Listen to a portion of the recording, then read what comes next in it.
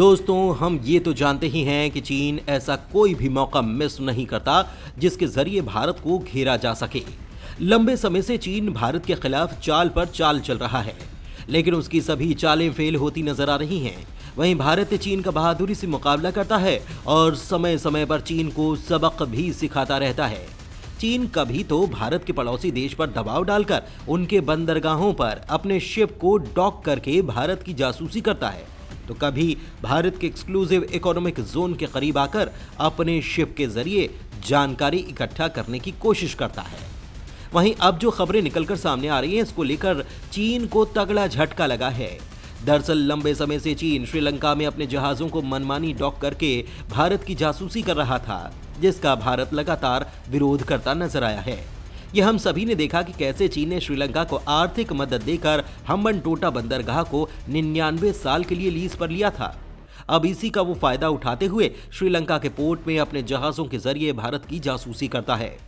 आखिरकार भारत की बात मानते हुए श्रीलंका 1 साल के लिए चीनी जहाजों पर बैन लगाने जा रहा है, जो कि चीन को तो बिल्कुल हजम नहीं होने वाला। एक रिसर्च में कहा गया कि चीन 2024 की शुरुआत में अपने चीनी जहाज जियान वांग 3 को श्रीलंका के बंदरगाह पर डॉक करना चाहता था, जिसे लेकर भारत ने कड़ी आपत्ति जताई थी, जिसकी वजह से श्रीलंका ने यह फैसला लिया और चीन की ये चाल फेल हो गई। श्रीलंका में 2024 में राष्ट्रपति चुनाव होने हैं, जिसकी वजह से श्रीलंका दोनों देशों के साथ न्यूट्रल रिलेशनशिप मेंटेन कर रहा है। इसको लेकर श्रीलंका के विदेश मंत्री अली सावरी ने कहा कि श्रीलंका अगले 12 महीनों तक अपने समुद्री रिसर्च क्षमताओं को बढ़ाएगा, जिससे फ्यूचर में फॉरेन रिसर्च से जुड़ी एक्टिविटीज में हम हिस्सा ले सकें। उन्होंने ये भी कहा कि श्रीलंका में विदेशी जहाजों का रुकना राजनयिक संबंधों को खराब कर रहा है। बता दें कि इसी साल अक्टूबर में श्रीलंका ने अपने कोलंबो बंदरगाह में शियान 6 नाम के चीनी जासूसी जहाज को रोकने और रिसर्च करने की परमिशन दे दी थी। तब भी भारत ने इसका विरोध किया था।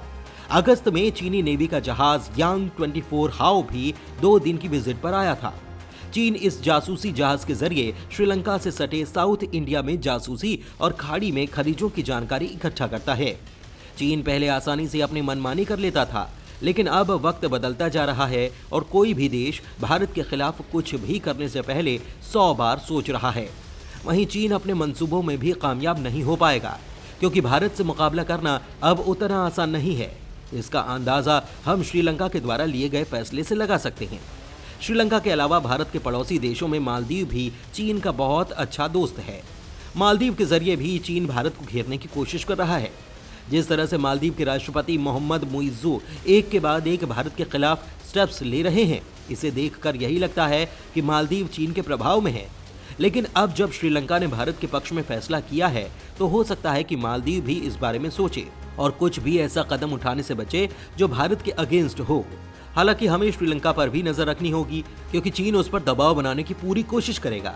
साथ ही दोस्तों, भारत साउथ चाइना सी में थाईलैंड में अपनी जहाजों को डॉक करने जा रहा है। थाईलैंड के बैंकॉक बंदरगाह में इंडिया ने अपने वॉर शिप INS कदमत को तैनात कर दिया है। जैसा कि हम सब जानते हैं कि चीन की वजह से साउथ चाइना सी में अक्सर टेंशन देखने को मिलती है। चीन कभी दूसरे देशों की शिप पर वाटर अटैक करते हुए नजर आता है, तो कभी अपनी मनमानी के मुताबिक कुछ भी करता है। हाल ही में यह खबर सामने आई कि चीन ने फिलीपींस के एक जहाज पर वाटर कैनन से अटैक कर दिया था, जिसको चीन ने मानने से इनकार तो कर दिया था, लेकिन ये सब जानते हैं कि चीन कैसे साउथ चाइना सी में कब्जा करना चाहता है। चीन के नई रणनीतियों को देखते हुए चाइना पर दबाव बनाने के लिए इंडियन वॉरशिप INS कदमत को डॉक किया गया है, जिससे मैरीटाइम सिक्योरिटी बनी रहे। दोस्तों, भारत अब ऐसे मुद्दों में सहायता के लिए हमेशा तैयार रहता है, चाहे वो इंडियन आर्मी हो या फिर इंडियन नेवी। किसी भी चुनौती के लिए तैयार है, जिससे मैरीटाइम सिक्योरिटी बनी रहे। दोस्तों, भारत अब ऐसे मुद्दों में सहायता के लिए हमेशा तैयार रहता है। इसका बेस्ट एग्जाम्पल हाल ही में रेड सी में हुई हाईजैकिंग है, जहां पर इंडियन नेवी ने हाईजैक हुए जहाज को सफलतापूर्वक रेस्क्यू किया था। धन्यवाद।